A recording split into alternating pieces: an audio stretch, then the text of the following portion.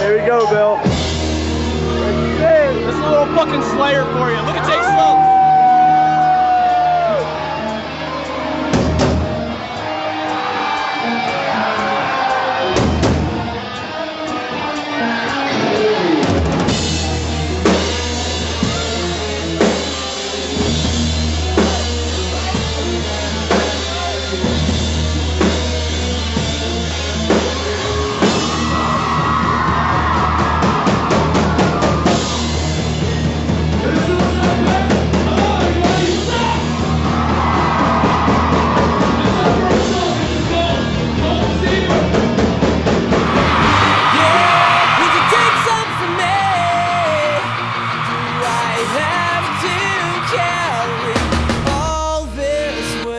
Schulz, bass player for the Suicide Pact. Ryan, I play guitar. Bill Doherty, singer. My name's Charlie Schneider. I played guitar. Jake Kalb, drummer of the Suicide Pact. Getting this?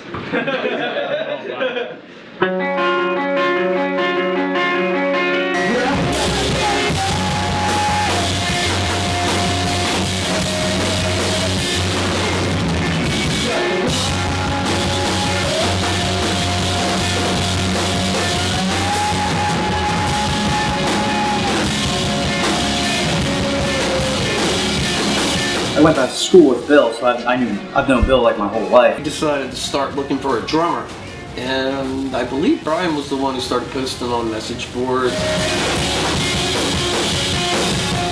Found Jake in like PA Hardcore website. Brian reached out to me. I think we had met through some message board online. Started jamming in my basement down at 3rd and Pine, and things just kind of clicked really quickly. There was this huge gap in age, but right off the bat, three of us just really hit it off. You know, at the time, Jake was 15. He told us he was 16. I felt like I was skilled enough to be able to play in a band.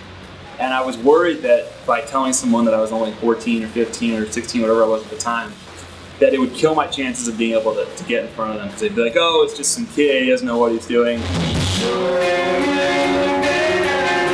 I found an ad, asking for a guitar player. And I'd never really done anything like that in my life. All my bands had been friends that I knew or, through a friend. And I just emailed them back and they told me that they'd found a guitar player, but they needed a bass player. So I was like, all right. Charlie was our bass player for a little while until we lost a member, and he suggested he had a friend named Chris who could play the bass, and Charlie would want to play the guitar. I decided, why don't I play guitar? I know this guy, Chris. Charlie got me involved in the band when I was 23, and the rest is history.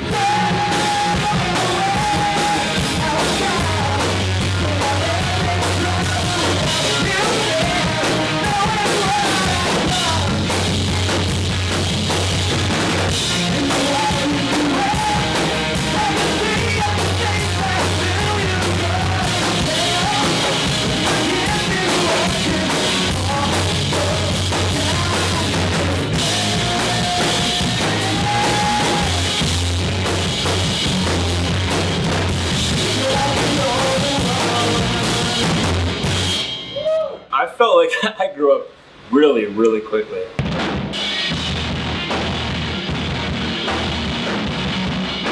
The people that I was surrounding myself with were, 6, 7, 8, 9, 10 years older than me.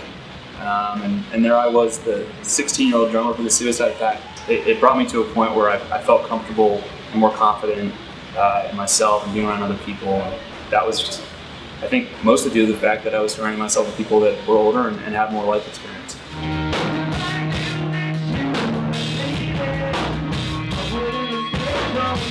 The best memory I've ever had in this band was when we were all broken down about, I think, 30 miles, maybe east or west of Jacksonville, McClenny, Florida, in the northern part of Florida, the scary northern part of Florida.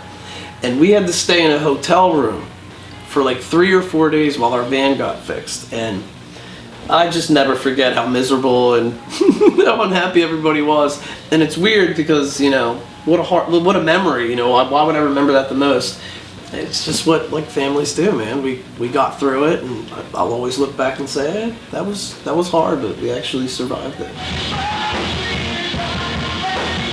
The first time we played the Trop, I think we were the starting line Christmas show, and we were kind of just starting out, and it was just awesome because we walked out and the place just went nuts. We were kind of like, yeah, I think we can do this. As a band, I think it's just the road. I really, really enjoyed being out there and kind of connecting with other people that I would never have a chance to in life. On stage, we love to give the best show ever, but off the stage, we honestly all did have a great time.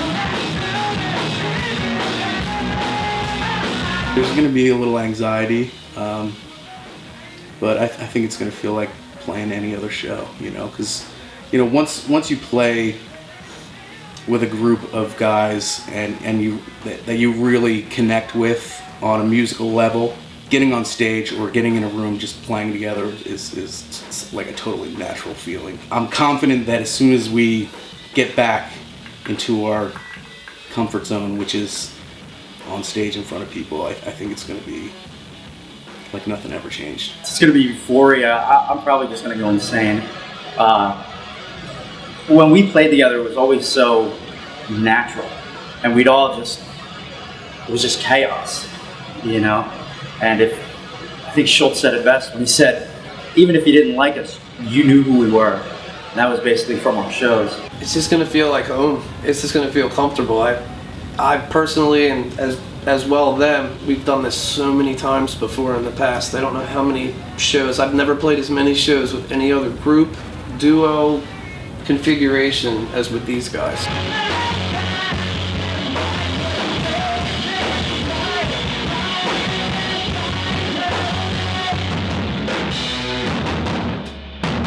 I think for me, this is about not letting a chapter of your life happen and closing the book. It's about having a very important few years in your life that were really special to you and really important to you, and not just like putting that as some chapter way back in the book that never gets revisited, because those moments were too special to not revisit. So to be able to relive it again, and you know, even just talking to these guys now and playing and, you know, shooting shit and talking about old stories, it's like you feel like you're back in it again. It's like nothing's changed. These guys look the same, you know, we're still poking around, making fun of each other. It's fun. So that's what I really love about it. Three of us, we're still in Pennsylvania. Jake and Brian are flying out from California, so I mean, it's great that they're still interested and they still have an itch to play these songs again. I think that says something, and the music does stand true. You want to get together again and play that. So with that being said, I mean, it's just going to be a great show, and it's going to be a great time with 4 other guys that I haven't seen in a while. I'm just fascinated with the idea that 5 musicians can get together after not playing at all for 6 years and just be able to have one practice and go out and play a show.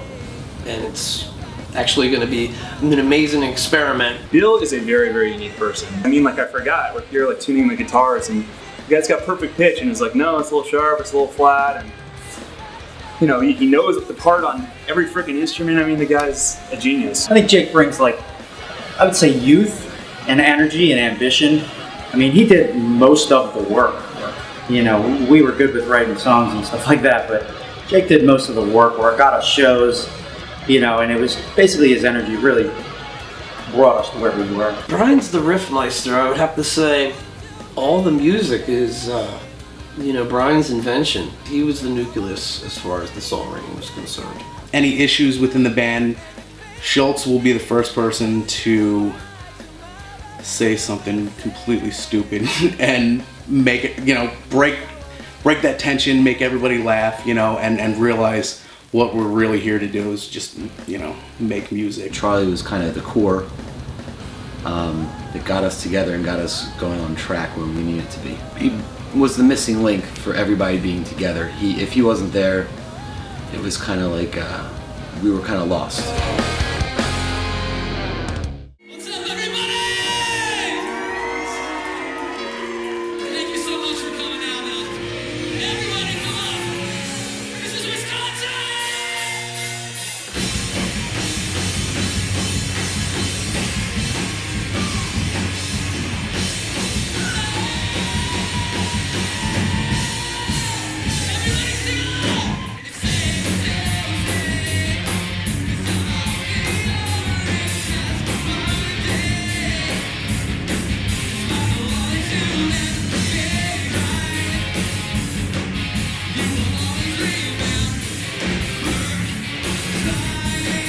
We used to have a lot of good shows with Valencia. We used to have some really good shows with, I remember Kitty Cat Dirt Nap and Metroplex and Five Pie and Arms of Orion. We played with those bands at least 4 or 5, 6, 7 times at least. Day at the Fair, who we're playing at this reunion show with. I definitely miss playing with those guys. Our one tour with them, the full U.S. tour, was probably one of the most memorable tours of my life.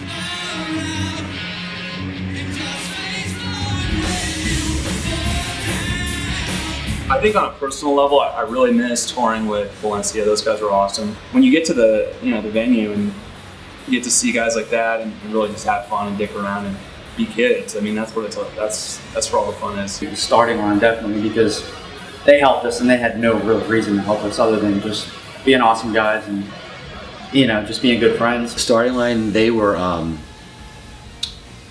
huge part. I mean, they got us to play to the masses. They were a huge part of our success and getting our name out there.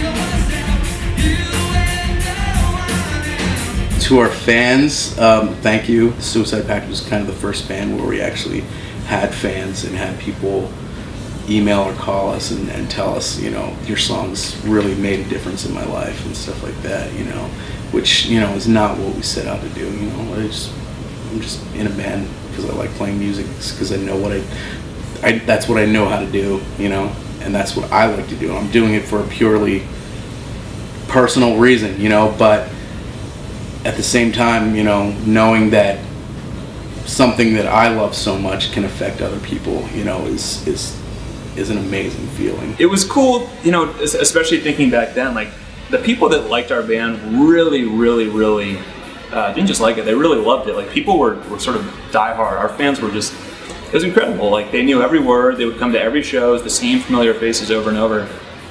So to think that 10 years later, anyone has any interest in coming to see us again, and likely those same people that were there with us from the start, it's an awesome feeling. I never thought anybody would remember us. I mean, I don't know, just the fact that, the stuff that I did read about it, like people are actually excited to see us play. You guys have been great. I mean, we were able to tour not being on a record label. We were able to go across the country. I've seen things that most people can't identify with. They've definitely been very well connected with us over the past 8 years, and I'm glad that we're able to do this for them.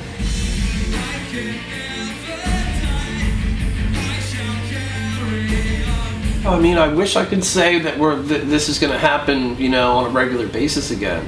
The reality of the situation is 2 members live in San Diego, and the 3 of us, the other 3, we live close by. So this is kind of like a one-off deal. Thank you to anyone who sees this who's been listening or following or cared at all in the last 10 years. It's pretty cool. We would never do anything without support of fans and everything. People let us stay on their couches and put us on shows in their backyard, and when the shows get canceled, they put a show somewhere else. I mean, and a lot of that's done by help of the fans and stuff. So, they're the greatest. I can only say thank you a million times to all our fans, Thank you.